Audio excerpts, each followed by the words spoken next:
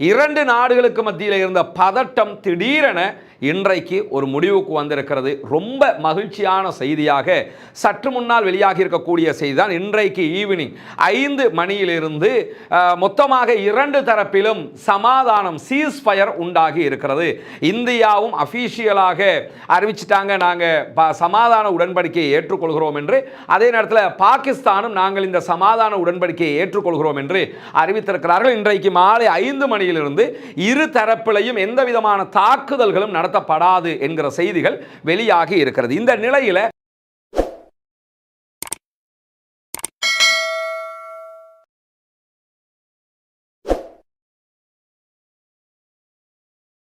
அஸ்ஸலாமு அலைக்கும் வரஹ்மத்துல்லாஹி வபரகாத்துஹு. அன்பிற்கினிய சகோதர சகோதரிகளே, நம் அனைவர் மீதும் ஏக இறைவனுடைய அமைதியும் கருணையும் உண்டாகட்டுமாக என்கிற உயரிய பிரார்த்தனைகளோடு இந்தியா பாகிஸ்தான் இடையில ஒரு பதட்டமான தாக்குதல் சூழல் உருவாகி இருந்தது. இரண்டு நாடுகளும் ஒவ்வொரு நாட்டையும் நோக்கி தாக்குதல்களை நடத்தி கொண்டிருக்கக்கூடிய செய்திகள் எல்லாம் கடந்த 3-4 நாட்களாக வெளியாகி கொண்டிருந்த நிலையில் இந்தியா பாகிஸ்தான் மேல சிந்தூர் என்கிற ஒரு அட்டாக்கை ஆரம்பிச்சிருந்தாங்க. அந்த சிந்தூர்னா என்னங்கிறதெல்லாம் நம்ம ஆல்ரெடி பேசிட்டோம். இதே நேரத்தில் பாகிஸ்தானும் இந்தியா மேல ஆபரேஷன் புன்யான் என்கிற ஒன்றை ஆரம்பித்திருந்தார்கள். இப்படி இரண்டு நாடுகளும் உச்சகட்ட தாக்குதலுக்கு சென்று விடுவார்களோ என்று பயப்படுகிற ஒரு நிலை ஏற்பட்டிருந்தது. காரணம் என்னன்னா, இந்தியா எல்லா தரப்பிலும் தாக்குதலுக்குரிய ஏற்பாடுகளை செய்து கொண்டிருந்த காட்சிகளை ஊடகங்களில் பார்த்துக்கிட்டு இருந்தோம். குறிப்பாக இந்தியா தன்னுடைய கடற்படையை மொத்தமாக தயார் செய்திருக்கக்கூடிய காட்சிகளும் தொடர்ந்து வெளியாகி வந்திருந்த நிலையில் பாகிஸ்தானும் அதற்கு பதிலடியாக அவர்களுடைய தரைப்படை, விமானப்படை, கடற்படை என்று அத்தனை படைகளையும் தயார் செய்து வைத்திருந்தார்கள். குறிப்பாக தேவைப்பட்டால் அணு ஆயுத தாக்குதலையும் நாங்கள் நடத்துவோம் என்கிற செய்திகளையும் அவங்க வெளியிட்டு இருந்தாங்க. இப்படியான சூழல்ல இரண்டு நாடுகளுக்கு மத்தியில் இருந்த பதட்டம் திடீரென இன்றைக்கு ஒரு முடிவுக்கு வந்திருக்கிறது. ரொம்ப மகிழ்ச்சியான செய்தியாக சற்று முன்னால் வெளியாகி இருக்கக்கூடிய செய்தி தான். இன்றைக்கு ஈவினிங் 5 மணியிலிருந்து மொத்தமாக இரண்டு தரப்பிலும் சமாதானம் சீஸ்ஃபயர் உண்டாகி இருக்கிறது. இந்தியாவும் அபிஷியலாக அறிவிச்சிட்டாங்க, நாங்கள் சமாதான உடன்படிக்கையை ஏற்றுக்கொள்கிறோம் என்று. அதே நேரத்தில் பாகிஸ்தானும் நாங்கள் இந்த சமாதான உடன்படிக்கையை ஏற்றுக்கொள்கிறோம் என்று அறிவித்திருக்கிறார்கள். இன்றைக்கு மாலை 5 மணியிலிருந்து இரு தரப்பிலையும் எந்த விதமான தாக்குதல்களும் நடத்தப்படாது என்கிற செய்திகள் வெளியாகி இருக்கிறது. இந்த நிலையில் அமெரிக்க ஜனாதிபதி டொனால்ட் ட்ரம்பும் சற்று நேரத்துக்கு முன்பதாக இந்தியாவும் பாகிஸ்தானும் சமாதானத்திற்கு ஒப்புக்கொண்டிருக்கிறார்கள் என்கிற செய்திகளை அறிவிச்சிருந்தார். அமெரிக்காவினுடைய வெளியுறவு செயலராக இருக்கக்கூடிய ரூபியோவும் இந்த தகவலை உறுதிப்படுத்தி இருந்தார். எனவே பாகிஸ்தான் இந்தியாவுக்கு இடையில ஒரு சமாதான நிலை ஏற்பட்டிருக்கு. இந்த சமாதானத்தை கொண்டு வருவதற்கு பல நாடுகளும் முயற்சிகளை செய்து வந்திருந்தார்கள். குறிப்பாக சவுதி அரேபியா இதற்கு மும்முரமாக செயல்பட்டது என்கிற செய்திகள் வெளியாகி இருக்கிறது. சவுதி அரேபியாவினுடைய உயர்மட்ட ராஜதந்திரியாக இருக்கக்கூடிய இளவரசர் ஃபைசல் பின் ஃபர்ஹான் அல் சவுத் அவர்கள் நேரடியாக பாகிஸ்தானுடைய வெளியுறவு அமைச்சரோடும் இந்தியாவினுடைய வெளியுறவு அமைச்சரோடும் பேச்சுவார்த்தைகளை நடத்தி இருந்தார். அந்த பேச்சுவார்த்தைகளுடைய தொடக்க புள்ளி தற்போது ஒரு சமாதானத்தை நோக்கி நகர்ந்திருக்கிறது என்கிற காட்சிகள் தான் மகிழ்ச்சிக்குரிய காட்சிகளாக மாறி இருக்கிறது. எனவே இன்றைக்கு 5 மணியில இருந்து பாகிஸ்தானும் இந்தியாவும் சண்டையிட போவதில்லை என்கிற ஒரு நிலையை எடுத்திருக்கிறார்கள். அதை பாகிஸ்தானும் இந்தியாவும் வெளிப்படையாகவே அறிவித்திருக்கிற காட்சிகளையும் பார்க்க முடியும். இன்றைக்கும் இந்திய பிரதமர் நரேந்திர மோடி அவர்களுடைய மிக முக்கிய ராணுவ தளபதிகள் அதே போன்று பாதுகாப்பு தரப்பினரோடு கூட்டம் நடத்திய காட்சிகளும் வெளியாகி இருக்கிறது. இந்த நிலையில் இரண்டு நாடுகளிலும் ஏற்பட்டிருக்கக்கூடிய இந்த முயற்சியை காஷ்மீர் பகுதிகளில் இருக்கக்கூடிய மக்கள் மாத்திரமல்ல, இந்தியாவில் இருக்கக்கூடிய மக்கள், பாகிஸ்தானில் இருக்கக்கூடிய மக்கள் என்று அத்தனை பேருமே கொண்டாடி மகிழ்ந்து கொண்டிருக்கிறார்கள் என்கிற செய்திகளை நம்ம பார்க்கக்கூடிய நேரத்தில் இதற்கு இடையில உண்மையிலேயே இந்த பாகிஸ்தான் இந்தியா வாரம் நீங்க எடுத்துக்கிட்டீங்கன்னா தொடர்ந்து நம்ம அவதானிச்சத்தில் கண்ட ஒரு விஷயம் என்னன்னா, ஊடகங்கள் பேசுகிற அளவுக்கு இது ஒரு பயங்கரமான இப்ப காசாவில் நடக்கிற மாதிரியான ஒரு வாராக ஆரம்பிக்கவே இல்லை. இரண்டு தரப்பிலும் ஆயுத தாக்குதல்கள் நடைபெற்றது. ஆனா உச்சகட்டமான தாக்குதல்கள் எங்கும் நடைபெறவே இல்லை என்கிறத நம்ம அவதானிக்க முடியுது. குறிப்பாக இந்தியா பாகிஸ்தான் மேல அட்டாக் பண்ணுகிற நேரத்திலையும் பாகிஸ்தான் இந்தியா மேல அட்டாக் பண்ணுகிற நேரத்திலும் அவர்களுடைய வான் எல்லைக்கு வெளியில போய் தாக்குதல் நடத்தியதான செய்திகள் பதிவாகவில்லை. குறிப்பாக இந்தியா என்ன பண்ணாங்கன்னா இந்தியாவினுடைய வான் எல்லையில் நின்று வானத்தில் இருந்து ஏவுகணைகளை ஏவி இருக்கிறார்கள் என்பதை அல் ஜசீரா உள்ளிட்ட ஊடகங்கள் மூலமாக நம்ம புரிய முடிகிறது. அதே நேரத்தில் பாகிஸ்தானும் என்ன பண்ணாங்கன்னா அவர்களுடைய வான் எல்லையில் நின்று தான் இந்தியா மேலே அட்டாக் பண்ணிக்கிட்டு இருந்தாங்க என்கிற செய்திகளை பார்க்க முடிகிறது. அதே நேரத்தில் நிறைய ஊடகங்கள், அதுலேயும் தமிழக ஊடகங்கள் எல்லாம் நம்ம எடுத்தோம்னா பாகிஸ்தானிலிருந்து 400 ட்ரோன்கள் ஏவப்பட்டது, இரவோடு இரவாக இந்தியா தடுத்தது அப்படிங்கிறது ஒரு நியூஸ். இன்னொரு நியூஸை பார்த்தா 400 600 ஆகுது, 600 800 ஆகுது. என்ன ஒரு விவகாரம்னு தெரியும். யுத்தமா இது கிரிக்கெட் மேட்சா என்ன மாதிரி? அதில் என்ன ஆச்சரியம்னு கேட்டால் இந்த ஐபிஎல் நிறுத்தினாங்க.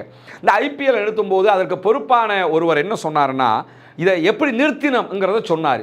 சொல்லும்போது யுத்தத்தை காரணம் காட்டி நிறுத்திட்டோம்னா மேட்ச்சில் இருக்கக்கூடிய ஆயிரக்கணக்கான மக்கள் இருக்கிறாங்க, வெளியேறும்போது நெரிசல்லையே பல பேர் செத்துருவாங்க. அதனால் நாங்கள் வேறு காரணத்தை சொல்லி அரை மணி நேரத்துக்குள்ளே அற்புதமாக மக்களை எந்த ஒரு சிக்கலும் இல்லாமல் மெதுவாகவே வெளியே எடுத்துட்டோங்கிற செய்தியை சொன்னார். இதை பார்க்கும்போது எனக்கு என்ன தோணுச்சுன்னா, ஏன் அந்த நபருக்கு தோன்றிய அந்த நினைவு, அந்த எண்ணம் மற்ற யாருக்கும் தோன்றாமல் இருக்கிறது? நம்ம ஒரு பதட்டத்தை தணிக்கணும்னு இருந்தால் பதட்டத்தை தணிக்கிறதுக்குரிய வேலை செய்கிறதா, பதட்டமே இல்லாமல் இருக்கிற நேரத்தில் பதட்டத்தை உண்டாக்குறதுக்குரிய வேலை செய்கிறதா?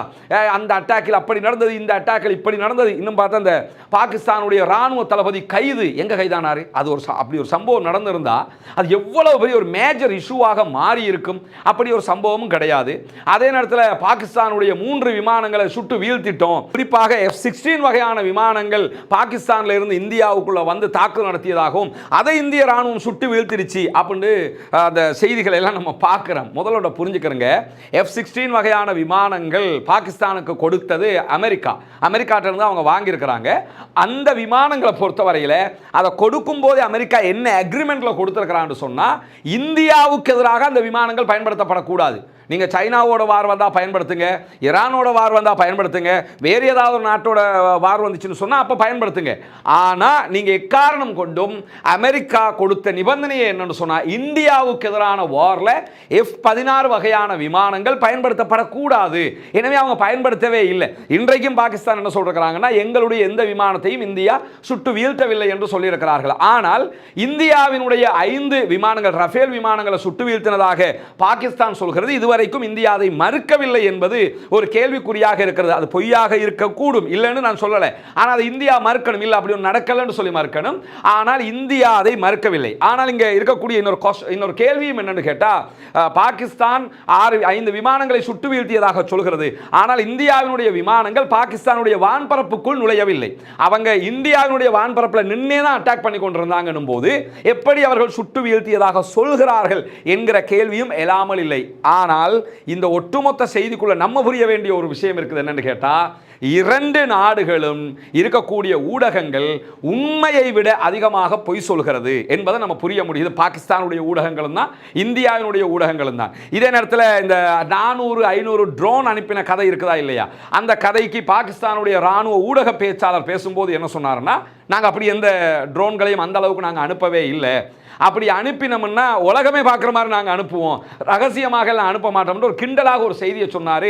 இந்திய ஊடகங்கள் குறிப்பாக இந்த சினிமா பாணியிலிருந்து வெளியே வாங்க அப்படின்னு சொல்லி அவர் சொல்றாரு. என்னன்னா, அடிச்சோம் முடிச்சோம். சில இந்த தந்தி டிவியில் நான் ஒரு செய்தியை பார்த்தேன். என்னன்னு கேட்டால், துருக்கியினுடைய ட்ரோன்களை வைத்து தாக்குதல், துருக்கிக்கும் இந்தியாவுக்கும் இடையில் முறுகல். அப்படி எங்கேயாவது வேற செய்தியில் பார்த்தீங்களா? துருக்கியும் இந்தியாவும் நண்பர்களாக இருக்கக்கூடிய நாடுகள், எங்கேயாவது அப்படி முறுகல் ஏற்பட்டதா? துருக்கிற ட்ரோன் பாகிஸ்தானில் இருக்கலாம், இல்லைன்னு நான் சொல்ல வரல. ஆனால் இதனால் அவங்க தாக்கினாங்க, முறுகல் நிலை ஏற்பட்டது, துருக்கியுடைய ட்ரோன்களையே இவர்கள் அடித்து தூக்கி விட்டார்கள். அப்படி எந்த மாதிரி சம்பவம் நடக்கல. இதில் 2 நாடுகளும் நிஜமாக சண்டையிட்டதை விட அதிகமாக 2 நாடுகளுடைய ஊடகங்கள் சண்டையிட்டது தான் மிக உக்கிரமாக நடந்தது. அதில் இந்தியா செய்த ஒரு வேலை தான் கிட்டத்தட்ட 8000 எக்ஸ்தல பக்கங்களை முடக்குமாறு எலான் மாஸ்க் இடத்துல கேட்டிருந்தாங்க. அதே மாதிரி முடக்கம் செய்யப்பட்டது. ஏன்னா எங்கள் நாட்டுக்குள்ள அது பெரிய பிரச்சனையை உண்டாக்கிரும்ங்கிறதுக்காக அந்த முடக்கத்தை அவங்க செஞ்சாங்க. அதே மாதிரி பாகிஸ்தானும் நிறைய எக்ஸ்தல பக்கங்களை தடை செஞ்சிருந்தாங்க. பிறகு அவங்க ரிமூவ் பண்ணினாங்க. இந்தியா இன்னும் அதை ரிமூவ் பண்ணலை. பிற்பட்ட நாட்களில் அவங்க ரிமூவ் பண்ணக்கூடும். பாகிஸ்தானுடைய நிறைய ஊடகங்களை இந்தியா தன்னுடைய நாட்டுக்குள்ள தடை செய்தது மட்டுமல்லாமல் பாகிஸ்தானுடைய முன்னாள் பிரதமர் இம்ரான் கானுடைய சமூக பக்கங்கள் பலவற்றையும் இந்தியா தடை செய்திருந்தது. ஏன்னா இந்த நேரத்தில் இந்த மாதிரி செய்திகள் தேவையில்லை என்று இந்தியா முடிவெடுத்திருந்தாங்க. வந்திருந்தாங்க. ஊடக தடைகளை இந்தியா கொண்டு வந்திருந்தாங்க. பாகிஸ்தானும் அதே மாதிரியான தடைகளை கொண்டு வந்திருந்தார்கள். ஏன்னா மக்களுக்கு மத்தியில் வேறு விதமான செய்திகள் போகக்கூடாது, அந்தந்த நாடு அவங்க பார்த்துக்கட்டும், ஆனால் நம்ம நாட்டுக்குள்ள அந்த குழப்பம் வந்துடக்கூடாது என்று கூட இந்தியா நினைத்திருக்கலாம். இருந்தாலும் இரண்டு நாட்டினுடைய எல்லை பகுதிகளில் தாக்குதல்கள் நடைபெற்றிருக்கிறது. அதில் சில பேர் கொல்லப்பட்டிருக்கிறார்கள். இரண்டு தரப்பிலும் மரணங்கள் ஏற்பட்டிருக்கிறது. இதுவெல்லாம் யாரும் ஏற்றுக்கொள்ள முடியாத மரணங்களாகத்தான் நம்ம பார்க்க முடிகிறது. எது எப்படி போனாலும் இந்தியாவின் மீது கடந்த ஏப்ரல் மாதம் 22ஆம் தேதி காஷ்மீர் எல்லையில் நடத்தப்பட்ட ஆயுத தாக்குதல் என்பது ஒருபோதும் அங்கீகரிக்க முடியாத தாக்குதல். அந்த தாக்குதலோடு சம்பந்தப்பட்டவர்கள் மீது நடவடிக்கை எடுக்க வேண்டும். இப்ப இந்த சீஸ்ஃபயர் ஒப்பந்தத்தில் இரண்டு தரப்பும் இது தொடர்பான விசாரணைகளை நடத்துவது என்கிற ஒரு நிலைக்கு வந்திருக்கிறார்கள். நம்ம ஏற்கனவே ஒரு விஷயத்தை சொன்னோம், இந்த சிந்து நதியை நிறுத்துறது, இந்த மாதிரி விஷயங்கள் தற்காலிகமாக நாங்கள் செய்கிறோம்னு வருவாங்களே தவிர நிரந்தரமாக செய்ய முடியாத விஷயங்களாக அது இருக்கு. பல ஆண்டுகள் எடுக்கக்கூடிய விஷயங்கள்.